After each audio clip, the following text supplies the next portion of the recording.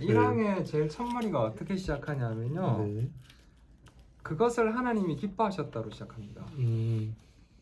그의 영원한 목적 안에서 하나님은 그것을 기뻐하셨다. 그 내용이 뭐냐면 뒤에 있는 쭉 내용입니다. 그러니까 제일 첫 번째가 뭐냐면요. 중보자 그리스도, 중보자를 세우시는 것을 하나님은 기뻐하셨다는 겁니다.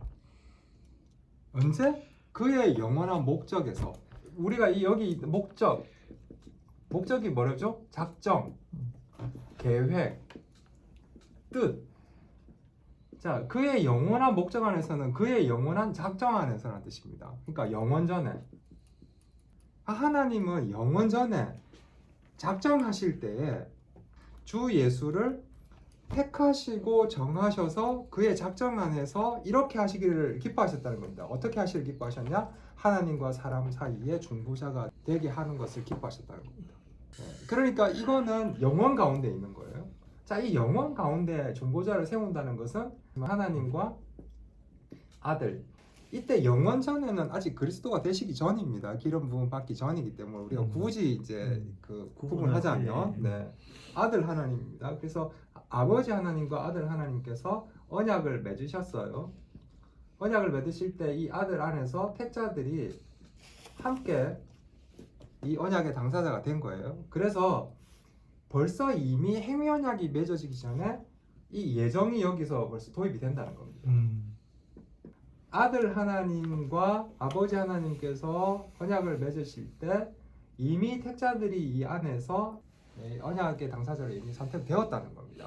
그래서 그 아들들이 씨가 되고 기약한 때에 이르러 이 기약한 때에 이르러는 이제 우리가 이 땅을 살아가는, 왜냐하면 택자들은 이게 선택은 이미 창세전에 되었지만 이 땅을 살아가는 데 있어서 순차적으로 오기 때문에 때가 되었을 때에 기약한 때가 이르러 그로 말미암아 그 백성이 구속함을 받고 부르심을 받고 의롭다함을 받고 성화되고, 그러니까 이게 뭐냐면 효력 있는 부르심이고 칭이고요, 성화, 그 다음에 영화입니다. 그러니까 뭐냐면 이겁니다.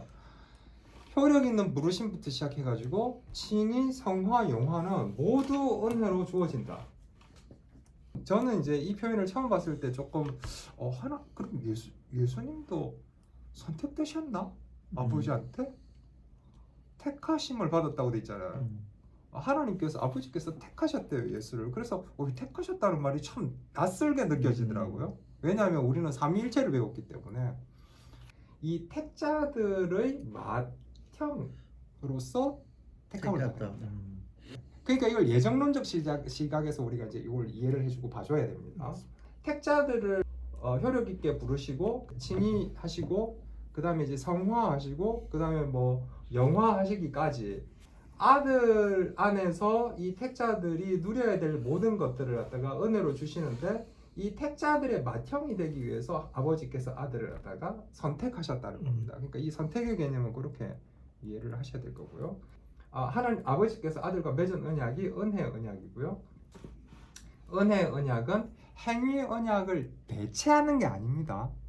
대체하는 게 아니고요.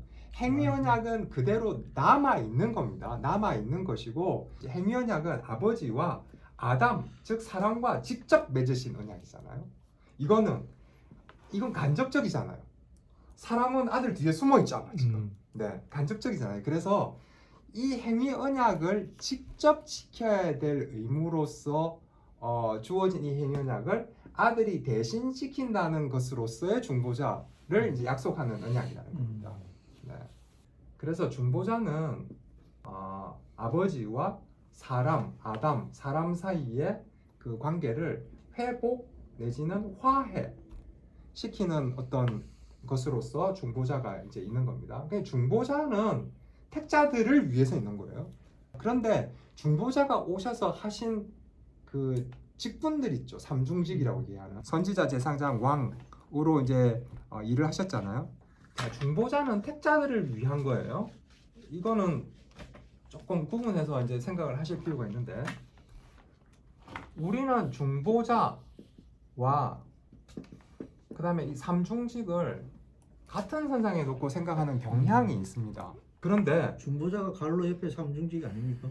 중보자는 철저하게 택자들을 위한 어떤 역할을 얘기하는 겁니다. 그런데 이 삼중직은요 모든 사람에 다 적용되는 겁니다. 자, 선지자, 제사장, 왕. 자, 선지자는 어떤 역할을 하는 사람이죠? 하나님의 말씀을 전하는 사람이죠. 근데 선지자들이 말씀을 전할 때 어떤 일이 일어났죠? 안 듣는 게 더 많았지. 그렇죠. 예, 그래서 모든 사람이라고 얘기하는 겁니다. 자, 선지자는요, 선지자가 말씀을 전할 때 택한 자들에게는 그 비밀이 열려집니다. 예수님이 얘기하셨잖아요. 너희에게는 이 비밀이 허락되었지만 저희에게는 아니 되었다.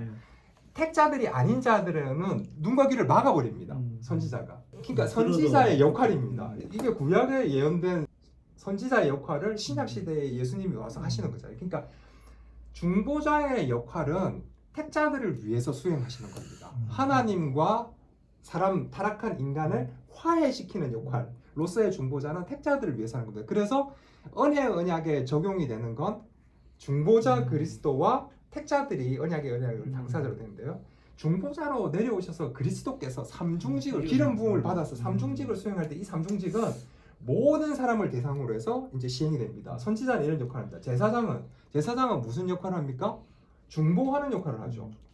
중보, 그죠? 죄를 양에게 안수한 다음에 그 양을 갖다가 데리고 들어가서 잡아가지고 죄를 갖다가 없애주는. 그런데 우리의 대제사장이신 예수 그리스도의 그 보혈의 피값으로 택자들을 사신 겁니다.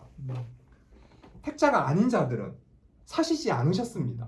여기 이제 제한 속죄가 나오는 거죠. 예, 그래서 그렇게 해서 제사장의 역할을 하시는 겁니다. 그 다음에 왕은, 하나님은 자기의 교회를 보호하고 보존하십니다. 네. 그건 하나님께서 특별하게 섭리하시는 방법입니다.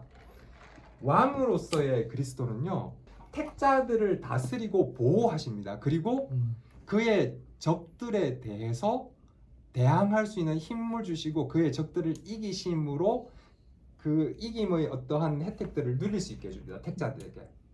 그러니까 이 선지자, 제사장, 왕은 모든 사람에 대해서 적용이 다 되는 겁니다. 그래서 그리스도는 삼중직을 수행하시게 되는 겁니다. 기름 부음 받은 자로서 우리가 구약 시대 때 선지자, 제사장, 왕을 다 기름을 부어서 세웠기 때문에 그 그리스도는 그 직분들을 수행하는 직임적인 명칭. 미디에이터는 말 그대로 아버지와 사람 사이의 그 간격에 행위 언약을 요구하시는, 그러니까 도덕적 행위를 요구하시는 아버지와 그걸 수행할 수 없는 사람 사이에 중보자로 오신 겁니다. 그러니까 이 중보자는 모든 사람에 대한 중보자가 아니라는 거죠. 택자들의 중보자라는 거죠. 그래서 중보자는 은혜 언약 안에서 나타나셨고 아버지와 택자들 사이를 화해시키는 겁니다. 화해를 시킨다는 것은 불화가 있었다는 거죠. 관계가 깨졌다는 거죠. 네. 그거는 사람이 자기 의지를 써서 하나님께서 요구하시는 그 행위 언약을 지키지 못했고, 그러니까 깨뜨렸고, 그럼으로써 타락했기 때문에 생긴 이제 불협화음입니다. 불화. 그래서 하나님은 예수 그리스도를 교회의 머리와 구원자로 세우시기를 기뻐하셨고요. 그래서 교회인 우리는 머리에 순종의 의무를 가지는 겁니다. 사실 이걸 의무라고 얘기하니까 해야 될 것으로 자꾸 생각하는데, 그래서 안 하면 어떻게 돼? 뭐 이렇게 사람들이 자꾸 생각하는 경향이 있는데, 우리가 진리를 알게 되면 그리스도 머리를 따르고자 하는 의지적인 어떤 자유의지가 발현이 돼요. 그리고 여기 이제 만유의 상속자. 자, 여기 상속자라는 개념 있잖아요. 네. 상속자. 후사라고. 네, 후사라고 하는데 하나님께서 그리스도를 아들을 선택했잖아요. 선택해서 정하셨잖아요. 누구를 위해서? 택자들을 위해서. 택자들을 위해서. 그럼 이 상속은 도대체 뭐냐? 상속은 뭐냐면, 그럼 상속을 안 받으면은 그리스도는 그럼 아무것도 안 가지신 분인가? 아니죠. 아들은 참되시고 영원한 하나님이십니다. 이 위격에. 그 탕자의 비유에서도 보다시피 아시겠지만 아들은 아버지 것이 다 아들 거예요. 그죠? 근데 왜 그걸 상속을 해주시냐면 이 아들 안에서 이것을 누려야 될 사람들이 있기 때문에. 아들은 상속받을 이유가 없어요. 왜? 아버지께 다 아들 거기 때문에. 그리고 영광과 능력에서 동등하시기 때문에 뭔가를 더 받을 이유도 없어요. 왜? 이분은 참 하나님이시기 때문에 생명과 영광과 선하심과 복되시면서 홀로 충만하시잖아요. 그런데 만유의 상속자가 왜 되셨냐? 이 안에서 누려야 되는 택자들 때문에 이렇게 하신 겁니다. 그래서 이렇게 이런 거를 이제 잘못 이해하시거나 오해하시게 되면 아들 예수 그리스도는 뭔가를 받으셔야 되는 어떤 존재 이렇게 이제 생각하실 수 있을 것 같아서 제가 사족을 답니다. 네. 그러니까 중보자는 철저하게 택자들을 위해서 세워졌다 이렇게 보시면 됩니다. 2학년 첫 번째 보시면 삼위 중에 제2위신 하나님의 아들은 참되고 영원하신 하나님이시다 이렇게 나오죠. 삼위일체는 삼위격 일본체의 준말이다, 그죠? 삼위일체. 그러니까 한 본체예요. 근데 세 위격, 그 다음에 아버지 하나님과 그 다음에 아들 하나님과 성령 하나님은 한 하나님이에요. 네. 자, 그 다음에요. 이 한 하나님이신 세 위격으로 존재하시는 그 두 번째 위격이신 아들 하나님이 이제 때가 충만하게 이르렀을 때 때가 참에 자, 인간의 본성을 취하셨다. 자, 이거 굉장히 중요합니다. 아들 하나님은 신성을 가지신 분이죠. 아들 하나님이 가지신 이 신성은 아버지 하나님과 성령 하나님과 영광과 능력에서 동등하십니다. 동등. 그러니까 이 아들 하나님이 가진 신성은 아버지와 성령이 가진 신성과 똑같은 거예요. 전혀 질적으로 차이가 없는 거예요. 자, 그런데요. 이 세 위격의 이 하나님이 영으로 존재하시다가 아들 하나님만 때가 되어서 인성을 취하시는 겁니다. 자, 여기서 중요한 건요. 취하신다는 표현입니다. 자, 이게 왜 중요하냐면요. 자, 아버지 성령과 동등한 신성은 가지고 있어요. 아들 하나님이. 네. 이거 없어지는 거 아니에요. 그리고 이게 축소되는 것도 아니에요. 이게 훼손되는 것도 아니에요. 이게 다른 걸로 변화되는 것도 아니에요. 그대로 있어요. 그대로 있는데 인성을 취하세요. 자, 이 인성은 우리와 똑같은 인성입니다. 그러니까 예수님이 취하셨기 때문에 뭔가 이 인성은 뭔가 특별한 인성 아닙니다. 우리와 똑같은 인성을 취하시는 겁니다. 그러니까 우리와 똑같은 인성을 취하셨기 때문에 여기 뭐라고 적혀 있냐면 인간의 본성에 속한 모든 일반적인 성질을 가지시는 겁니다. 그 다음에 일반적인 연약함도 가지시는 겁니다. 이거 취하시는 겁니다. 그런데 우리와 똑같으신데 뭐만 없다고요? 죄만 없으십니다. 왜 죄가 없습니까? 성령으로 잉태했어요. 예, 성령으로 잉태했기 때문에. 자, 그러니까 보통 생육법. 네. 잉태되는 시점 이후로 사람과 똑같다는 겁니다. 사람과 똑같아요. 그러니까 실제 자궁 안에서 10달 동안 크셨고요. 실제로 분만 되어서 나와가지고 아기로 사셨고요. 그 다음에 실제로 사람과 똑같이 사셨다는 겁니다. 아시겠죠? 그런데 그 인성을 취하실 때 아들 하나님의 신성은 어때요? 그대로 가지고 계셨다는 겁니다. 신성의 특징이 뭐였죠? 공유적 신성과 비공유적 신성 얘기했죠. 비공유적 속성부터 봅시다. 비공유적 속성 뭐죠? 무한하심, 영원하심, 무소부재하심, 그 다음에 전지전능하심. 이런 걸 다 가지고 계신 거예요. 완전히 거룩하심, 완전히 의로우심, 완전히 영광스러우심을 다 가지고 계신 상태에서 모자란 지식과 거룩함이 부족한 그 다음에 의로움의 제한이 있는 인성을 취하셨다는 겁니다. 그래서요, 예수 그리스도는 그래서 참 하나님이시고요, 참 사람인 겁니다. 참 하나님이고 참 사람입니다. 신성이 인성을 취하셨을 때 전환이나 혼합이나 혼동됨이 없이 한 인격 안에서 분리될 수 없게 서로 결합되었다. 자, 완전한 신이신 이위격의 아들 하나님이 완전한 인성을 취하셨습니다. 신성이 인성을 취했다 하니까 그러면은 인성과 신성이 섞였어? 하나님은 여전히 하나님이신 거예요. 그분의 상태가 바뀐 거예요. 그러니까 이위격의 하나님이 인성을 취하셔서 낮아지심의 상태가 되신 거예요. 신성을 가지고 오신 겁니다. 신성을 가지고. 그런데 그 신성을 어떻게 해요? 인성을 취하심으로 음. 인성 뒤에 감추셨다라고 표현합니다. 인성비. 줄이시고 목마르시고 피곤해서 주무시고 음. 슬피 우시고 음. 통탄하시고 인성이 드러나실 때가 있잖아요. 그거는 신성을 인성 뒤에 감추신 것이지 하나님의 신성이 뭔가 이렇게 뭐 축소되거나 위축된 게 아닙니다. 그리고 때로 우리가 볼 때 예수님은 하나님이시라면서 어떻게 저렇게 얘기하시지? 그때는 아버지만 아신다 라고 표현한 거. 그것도 감추신. 네, 그것도 감추신 거죠. 그게 인성적인 표현이라는 거죠. 음. 그리스도의 인성적인 표현. 신성이 인성을 취하시는 이 부분에 있어서 전환이나 혼합이나 혼동됨 없이 분리될 수 없이 이 표현은 이 신성이 인성을 취하셔서 신성과 인성이 연합되었다고 얘기하거든요. 신성과 인성은 연합되고요.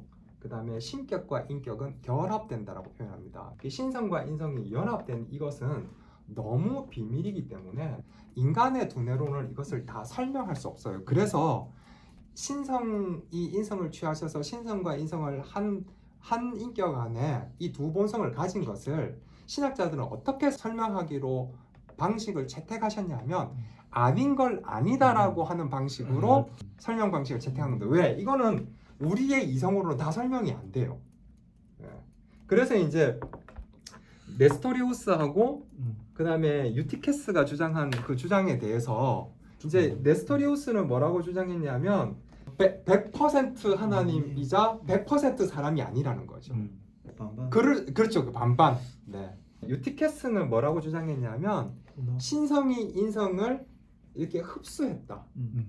뭔가 원래 아들 하나님이 가지고 있던 신성과 다른 차원의 뭔가 다른 본질이 만들어졌다고 주장했어요. 혼혈이네, 혼혈. 네. 그래서 이렇게 표현한 거예요. 혼합, 혼동. 이게 없다는 것은 유티케스를 얘기하는 거고요. 신성과 인성이 따로따로 분리되어 있다라고 얘기한 게 이제 네스토리우스의 주장입니다. 그래서 그것이 아니다라고 설명하는 방식을 우리의 신앙 선배들은 채택했다는 겁니다. 그래서 신성이 인성을 취하신 것이고요. 취하실 때 신성은 하나도 훼손되거나 그다음 축소되거나 하신 것이 없습니다. 완벽히 참 하나님의 신성을 그대로 가지고 계신 거고요. 그 다음에 인성을 취하실 때 그 인성은 죄를 빼고서는 우리와 똑같은 인성을 취하신 겁니다. 그래서 100% 하나님과 100% 사람. 이게 우리 머리로 이해가 안 돼요. 왜 100% 하나님인데 또 100% 사람이라고 해? 그럴 수가 있어? 그러니까 이게 신비라는 거죠. 그래서 우리의 이성으로는 설명이 안 된다는 거죠. 그리고 참 사람으로 오셔야만 우리의 중보자로서 아버지와 택자들을 화해시킬 수가 있습니다. 왜? 그건 사람이 아버지에 대해서 행해야 될 의무였기 때문에. 그죠? 이위격인 하나님의 아들이라는 표현이 나오는 거고요. 성부와 한 본체시고 동등하시고 인간의 본성을 취하셨다. 취하신 건 굉장히 중요하다고 얘기했죠. 변하신 게 아닙니다. 여전히 그대로 있으신데 인성을 취하신 겁니다. 그리고 인간의 본성에 속한 모든 본질적인 성질과 일반적인 연약함도 아울러 취하셨습니다. 그러니까 100% 인간으로 오신 겁니다. 죄는 없으십니다. 왜? 성령의 능력으로 잉태되었기 때문에. 그래서 성령의 능력으로 잉태되어서 마리아의 몸에서 잉태되시고 그녀의 피와 살을 받아서 태어나셨다. 이게 실체로 나셨다는 겁니다. 실체로.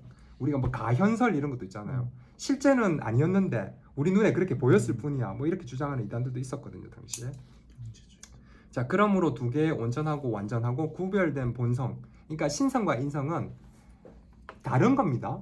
네, 질적으로 다른 겁니다. 그런데 이 신성과 인성이 전환이나 혼합이나 혼동됨 없이 한 인격 안에서 분리될 수 없게 서로 결합되었다. 그러니까 한 인격 안에 연합이 된 겁니다. 한 인격 안에. 그 인격은 참 하나님이자 참 사람이시되 한 분 그리스도요. 하나님과 사람 사이의 유일한 중보자시다. 자, 그러면 신성이 인성을 취하셨잖아요. 자, 이 신성이 인성을 취하신 이후에 하나님은 이 인성을 영원토록 가지십니다. 어떤 순간에도 이 신성과 인성이 분리되는 경우는 없습니다. 심지어 그리스도께서 십자가에 못 박혀 죽으셨을 때조차도 하나님의 신성은 인성과 결합되어 있었습니다. 아버지와 아들, 성령이 다 영으로 계셨지만 아들의 신성이 인성을 취하셔서 성육신 하신 이후 육체를 가지신 이후에 아들만 육체를 가지시는 겁니다. 아버지와 성령은 여전히 영이십니다. 육체를 가지신 이후에 지금도 아들은 육체를 가지고 하나님 보좌 우편에 앉아 계신 겁니다. 그래서 사도행전에 보면 승천하시는 모습을 보고 제자들이 이렇게 올려다보고 있을 때 천사가 내려와서 왜 그러고 있냐, 예수님께서 너희들이 본 대로 다시 오실 거다. 그게 무슨 말이냐면 예수님은 육체를 가지고 즉 인성을 취하신 상태에서 올라가신 대로 그대로 오실 것이라는 것입니다. 그러니까 아들 하나님의 신성이 인성을 취하시고 난 뒤에 영원히 그 신성과 인성은 구분되지 않습니다. 그래야 중보자로서 아버지와 우리를 화해시키는 역할을 영원히 하실 수 있거든요. 그래서 한순간도 이 인성을 놓치시지 않습니다.